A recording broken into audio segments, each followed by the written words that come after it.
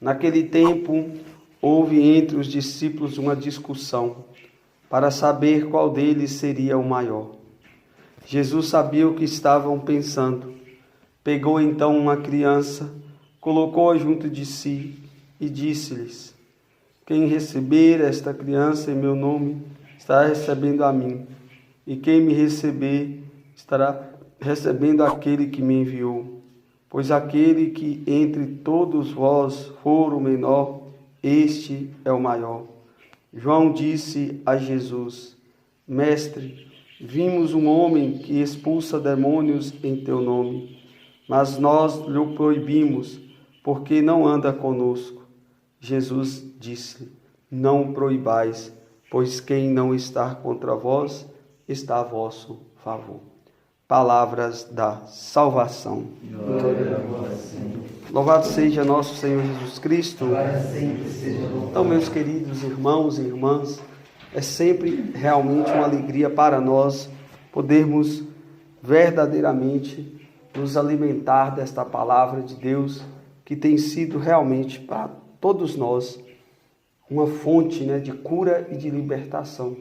Não sei para vocês, mas para mim tem sido realmente gratificante poder perceber o tanto que Deus cuida de nós por meio da palavra.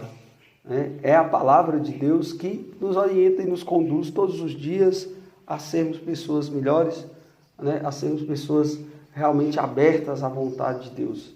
Nós precisamos ser abertos à vontade de Deus, entender os mistérios de Deus, entender aquilo que Deus quer para a nossa vida, sobretudo para a nossa caminhada cristã, para o nosso desejo de santidade, para que a gente chegue realmente ao fim dessa caminhada. Estamos num percurso longo, um percurso difícil, realmente um percurso que muitas vezes requer de nós um esforço sobrenatural. E esse esforço sobrenatural, ele só vai realmente vir até nós quando nós tivermos com as forças naturais esgotadas. Quando as forças naturais se esgotam, aí entra a força sobrenatural, porque Deus percebe o nosso desejo de prosseguir. Porque não adiantaria nada também eu esgotar a minha força natural e querer ficar parado, desistir. Não. Mesmo sem força, o desejo que eu tenho de prosseguir é que faz manifestar esta força sobrenatural em nós, que nos move. Aqui a gente lembra do profeta Elias, quando ele, cansado pela perseguição, aquela mulher que queria matar ele sentou debaixo do pé de Junipe e pediu a Deus realmente, com as forças esgotadas, que ele não aguentava mais, estava no limite da sua força humana. Foi quando apareceu o anjo de Deus com o pão e alimentou Elias, e ele suportou, caminhou durante mais 40 dias, com uma força sobrenatural. Essa força sobrenatural, ela vem exatamente desta palavra esta que se fez carne e habitou no meio de nós, e habita no meio de nós pela Santíssima Eucaristia, que nós temos a graça de poder comungar diariamente. Então, as pessoas que têm a oportunidade de comungar o corpo de Cristo diariamente e não o faz, elas são suicidas. Inconscientemente, elas se tornam pessoas suicidas. Por quê? Porque toda a força que nós temos para combater o mal, para combater as tentações, para combater as más inclinações, ela só vem de Deus. Exclusivamente de Deus e de ninguém mais.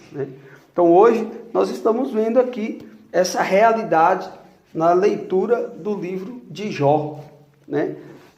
A prece de Jó, que revela o mistério profundo de toda a tentação. Jó, que é submetido a um sofrimento profundo do desvincular-se das coisas terrenas, tanto dos afetos como da matéria. Jó que perde praticamente toda a sua família, Jó que perde praticamente todos os seus bens, Jó que perde praticamente a sua dignidade de pessoa, permaneceu fiel a Deus em não murmurar, em não reclamar e entender que tudo vem da parte de Deus, porque até mesmo as coisas desagradáveis na nossa vida, é Deus que permite para que a gente aprenda realmente algo, que a gente tire algo de frutuoso. O grande problema que nós enfrentamos hoje na sociedade é que as pessoas não conseguem olhar com profundidade para as coisas que acontecem conosco. Elas fazem uma leitura superficial das coisas que acontecem e por isso, como elas ficam num plano superficial, elas tendem realmente a sofrer, a reclamar, a murmurar muito mais do que quem aprofunda nessas coisas com os olhos espirituais e acaba enxergando realmente o sentido de todas as coisas. É isso que aconteceu com Jó. Jó entendeu profundamente o que estava acontecendo com ele. Por quê? Quando ele diz na sua prece, tudo que acontece na vida do ser humano é permissão de Deus para que o seu nome seja glorificado. Então, às vezes, a pessoa morre por causa do nome de Jesus, fica parecendo uma tragédia, uma desgraça, Todo mundo se entristece, a família, os parentes, os amigos, fica todo mundo um pouco meio que revoltados, mas após a morte, o nome de Deus é glorificado, porque aquela pessoa é colocada o nome daquela pessoa é colocada na lista dos santos, dos mártires, Tanto é que é tão bonito de se ver quando a igreja coloca, os martírios como festa. Olha que coisa impressionante. É uma festa para a igreja, uma pessoa morrer, uma pessoa morrer esquartejada, uma pessoa morrer degolada, uma pessoa morrer queimada, uma pessoa morrer aflechada igual São Sebastião, uma pessoa morrer serrada. Alguns falam que o profeta Isaías foi serrado ao meio, Foi serrado ao meio. Então, para a igreja, isso é motivo de festa, por quê? Porque testemunha o poder que Deus tem na vida de uma pessoa que realmente teve abertura para poder entender os mistérios que são revelados, Então, que nós possamos, de fato, olhar para a vida de Jó, narrada hoje, sobretudo, com essa permissão de Deus, de Satanás mexer na vida de Jó, nas coisas de Jó, sobretudo, e poder realmente fazer um paralelo com as coisas que a gente já perdeu na vida, com as coisas que a gente ainda vai perder na vida, e que tudo aquilo que vai acontecer conosco. Por quê?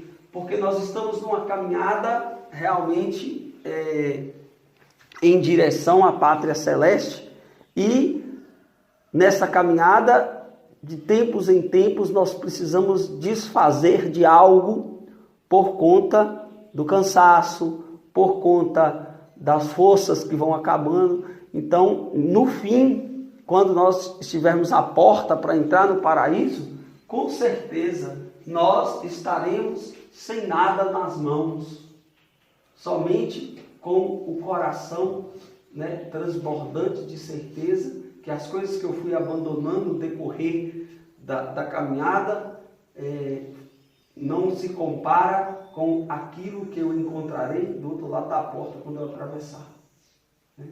Que essa história de Jó, na primeira leitura hoje, possa realmente nos dar este grande ensinamento, Ensinamento de um homem que tinha em Deus a força, um homem que tinha em Deus a esperança, um homem que tinha em Deus a solução de todas as suas dores e problemas, Um homem que não afastou os olhos de Deus por conta do sofrimento, ao contrário de nós. Eu acho tão engraçado, Eu acho muito engraçado quando, de verdade mesmo, assim, eu fico fazendo uma avaliação como que as pessoas conseguem enganar elas mesmas. Assim, e é muita gente que vive nessa situação. Elas conseguem enganar elas mesmas quando ela diz, por exemplo, assim, não, eu vou no lugar por causa de Deus. Né? Eu vou lá por causa de Jesus. E aí, de repente, ela tem alguma contrariedade ali naquele lugar. Eu não vou lá mais. Né? Eu disse, que coisa maravilhosa quando isso acontece. Eu amo quando isso acontece. Pode ser quem for, pode ser minha mãe, pode ser meu irmão, pode ser quem for. Fala assim, eu gostava muito de ir na gratidão, mas depois que aconteceu alguma coisa lá, eu não quis ir. Olha que livramento que Deus nos deu. Pessoas que vinham realmente com segunda intenção, porque se a primeira intenção fosse Jesus Cristo, não tinha nada que tiraria ela daqui. Né? Não tinha nada que afastaria ela daqui. Então, eu fico realmente muito feliz. Fico feliz, porque em todas as coisas Deus quer nos mostrar algo sobrenatural. Algo que a mente humana não conseguiria jamais entender se não fosse por revelação de Deus. Se não fosse por revelação de Deus. Você olhar hoje, por exemplo, o que está acontecendo com Jó, se não fosse por revelação divina, jamais Jó teria a capacidade de dizer isso que ele disse aqui no versículo 21. No eu saí do ventre da minha mãe e no eu voltarei para lá. O Senhor deu, o Senhor tirou. Como foi do Senhor, assim foi feito todas as coisas. Jamais um ser humano teria a capacidade de entender a profundidade dessa desgraça que está acontecendo na vida dele, se não fosse por revelação de Deus.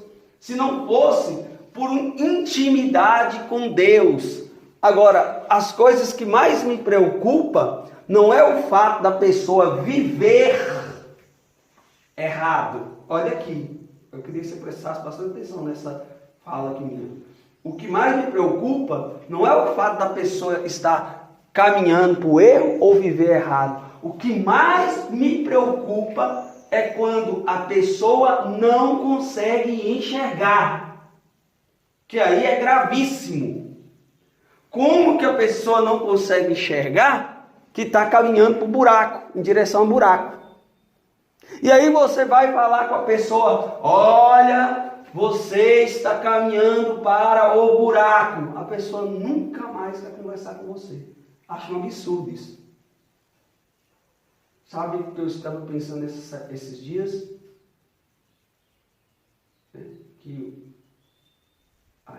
a pessoa, todas as pessoas em geral, que confia em si mesma, ela é um perigo para ela e para os outros.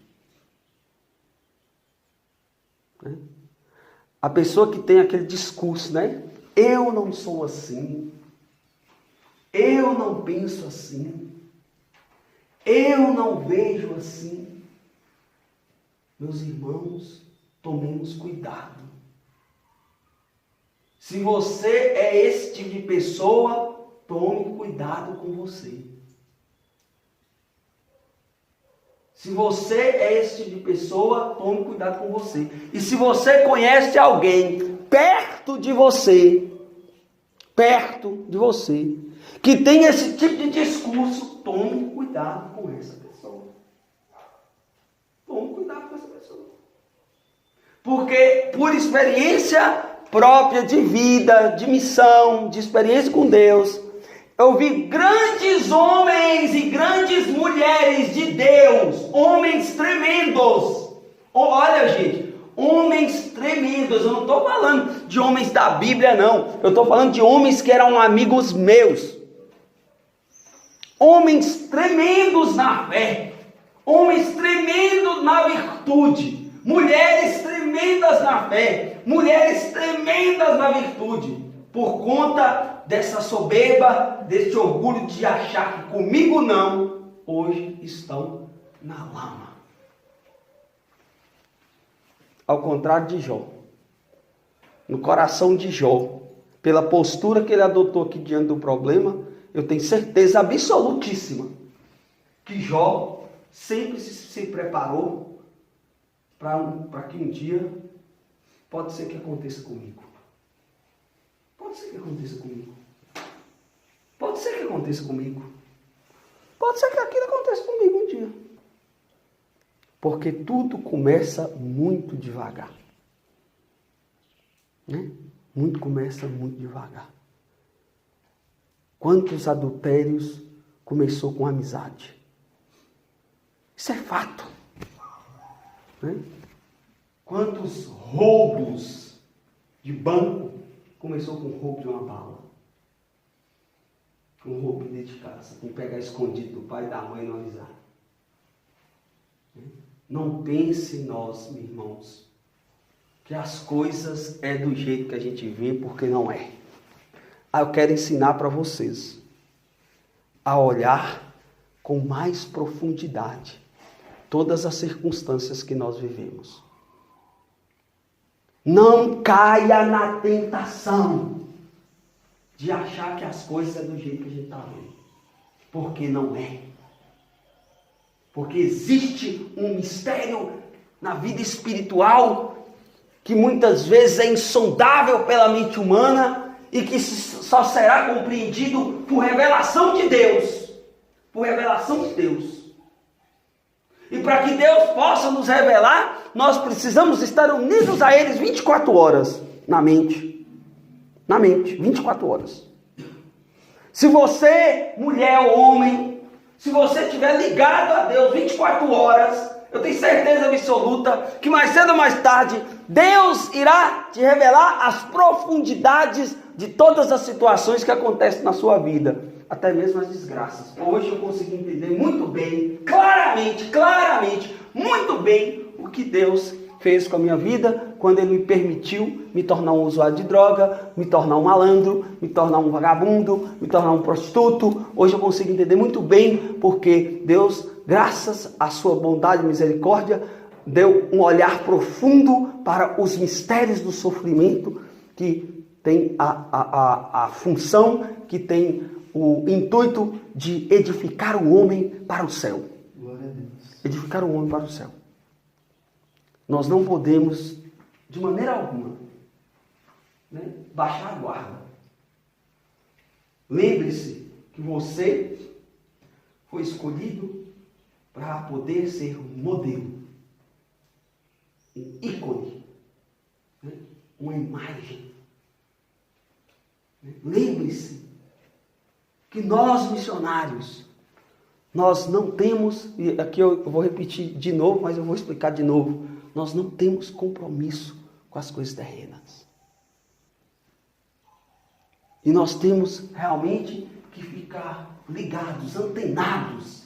Nós temos que ficar antenados nos mistérios de Deus. Porque por trás dos mistérios de Deus também tem, lógico, uma ação diabólica que quer fazer com que nós não enxerguemos esses mistérios que são revelados a nós praticamente todos os dias. Não deixe se perturbar, não deixe seu coração ficar perturbado. Um coração perturbado é um coração que não confia em Deus, é um coração que desconfia de Deus. No decorrer do tempo, eu aprendi uma prática que me fez realmente aprimorar minha fé. Que eu aprendi a não justificar, a esperar Deus responder as coisas, a esperar Deus fazer. E quantas situações eu vivi pessoalmente, de situações constrangedoras, e que Deus é quem justificou. Nós precisamos ter essa confiança. Nós precisamos realmente ter essa capacidade de crer que todas as coisas concorrem para o bem dos que amam a Deus. E como é bonito ver Deus nos livrando de tantas situações, Como é bonito ver que Deus proporciona à nossa vida, ao redor da nossa vida, situações desagradabilíssimas. Às vezes, Deus permite que aconteça situações, né, na nossa vida para nos livrar de um mal maior. Porque é Ele que sabe de todas as coisas, meus irmãos. Né? É Ele que sabe de todas as coisas. Nós estamos vendo hoje com muita clareza aqui também no Evangelho, né? Os discípulos que discutiam e queriam saber qual deles seria o maior. Olha que mistério. Olha como essa visão mundana, humana, materialista, né? Olha como que esse apego às coisas terrenas atrapalha de ver realmente os projetos que Deus tem espirituais para a nossa vida. Né? Os discípulos que estão discutindo entre si qual deles seria o maior. Mas para que eles querem ser o maior? Qual é a finalidade de ser o maior na terra? Qual é a finalidade de ser o maior entre aqueles que estão na terra? Senão a ganância de poder, senão a ganância de ser, de status. Né? E aí Jesus, que sonda os nossos corações e conhece as nossas intenções muito mais do que nós, que conhece, olha gente, Deus, Jesus, que conhece o que está por trás da nossa intenção que é boa, porque Ele conhece o nosso consciente, inconsciente e subconsciente. Ele conhece o que está escondido nas profundezas do nosso coração. Ele conhece o que está escondido na profundeza do nosso interior. E eu acho tão profundo quando Santo Agostinho vai dizer que Deus conhece a nós mais do que nós mesmos. E por isso, muitas situações desastrosas da nossa vida acontecem como meio de nos proteger do mal que nós íamos causar a nós mesmos e às pessoas que estão à nossa volta. Essa disputa aqui de querer saber quem é o maior, com certeza seria motivo de queda de muitos lá na frente, inclusive daqueles que não foram capazes de acompanhar nosso Senhor até a crucifixão. Se pudesse ter citado os nomes desses discípulos que estavam discutindo quem de nós é o maior, talvez nós descobriríamos que todos eles que estavam discutindo foram aqueles que não foram capazes de ir com nosso Senhor até o último momento da vida dele. Porque quem fica preocupado em saber quem é o maior, não tem tempo para aprimorar aquilo que é revelação de Deus e entender que o mais importante é ir até o final com o nosso Senhor Jesus Cristo. Então, olha para você ver, Jesus cata uma criança e aí já está, aqui já tem uma cena no âmbito da cultura, né, da época. Quando ele pega aquela criança, aqui já tem algo que já foge dos parâmetros da cultura, porque uma criança ela era totalmente colocada de lado naquela época, como as mulheres. E aí, olha que humilhação. Né? Aqui a gente pensa assim, olha que humilhação para aqueles que estão discutindo qual é o maior entre eles. Jesus pega uma criança. Jesus pôs uma criança no colo. E aí fala assim, ué, espera aí, está pegando uma coisa significante. E aí ele fala assim, se vocês querem realmente ser os maiores, né? Se vocês quiserem realmente entender a grandeza dos mistérios de Deus, né? Olha para essa criança. Porque quem recebe esta criança, em meu nome está me recebendo. Presta atenção nisso aqui, gente. Eles estavam brigando para ser maior. Quem era maior? Eu sou maior, você é maior, você é maior. Ele pega a criança e diz, quem pega uma criança dessa aqui, recebe, em meu nome está me recebendo. Sabe por quê? Porque a criança dessa, ela não está preocupada em ser maior ou menor. Ela está muito mais preocupada se vai liberar ela para brincar. E aqui Jesus continua dizendo, e quem me recebe está realmente recebendo aquele que me enviou.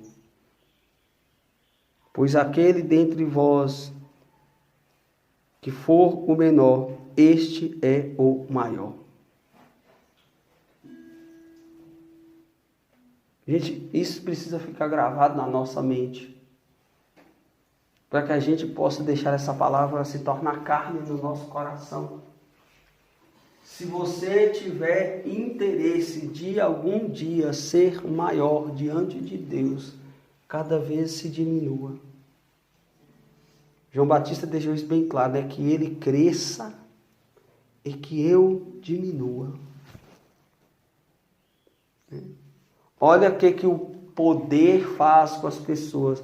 O poder, o desejo de ser grande, cega as pessoas. A ponto de não entender que aquela outra pessoa que estava expulsando o demônio tem vínculo com Deus. Mas por conta do ciúme, por conta da inveja, né? Por conta de não entender o projeto de salvação, por conta de ficar preocupado com poder, com grandeza, não foi capaz de ver a ação de Deus numa pessoa que não faz parte do meu grupo. Porque não faz parte do meu grupo, aí não pode fazer. Mas na verdade, isso é uma ganância. São homens e mulheres gananciosos que ficam impedindo a ação de Deus nas pessoas. Porque a palavra de Deus diz que o Espírito sopra onde Ele quer. Que vem e vai e ninguém sabe de onde vem nem para onde vai. E aí por conta dessa arrogância, dessa impetulância, dessa prepotência,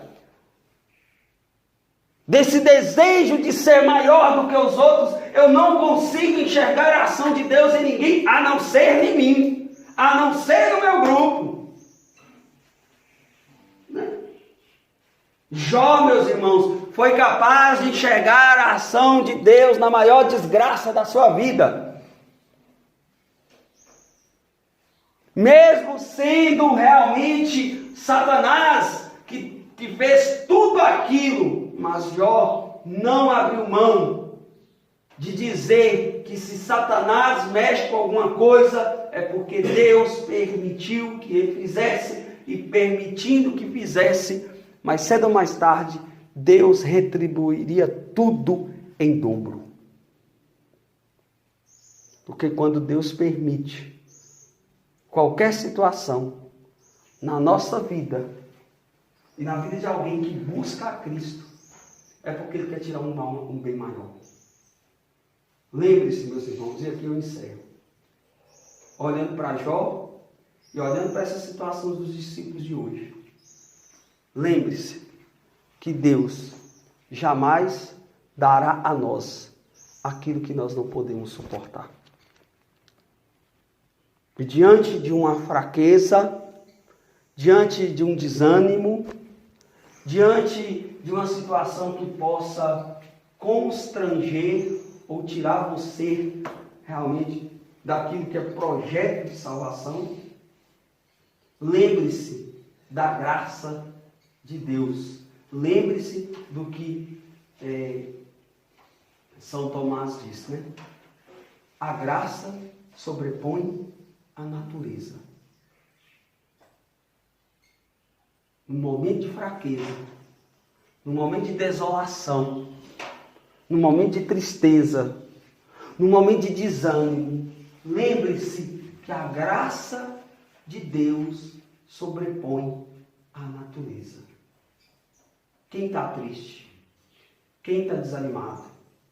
Quem está pensando em desistir? Quem está pensando em recuar? Um homem velho. Um homem que tem ainda resistência com aquilo que é sobrenatural. Um homem que não consegue enxergar que só Deus basta. Quem é que está com esse tipo de sentimento? É esse homem velho que não é capaz de olhar de forma sobrenatural, que tudo aquilo que vem, né, tudo aquilo que está em nós, essas más inclinações, esses maus desejos, esses maus pensamentos, esse sentimento que muitas vezes nos coloca contra a parede, tudo isso faz parte do homem da terra. Né? E é nessa hora que eu e você, nós temos que lembrar que a graça sobrepõe a natureza e esperar em Deus o tempo oportuno para ficar de pé novamente e dizer para Deus: obrigado, Senhor, porque de fato eu posso dizer, eu sei em quem eu pus a minha confiança. Louvado seja nosso Senhor Jesus Cristo. Amém.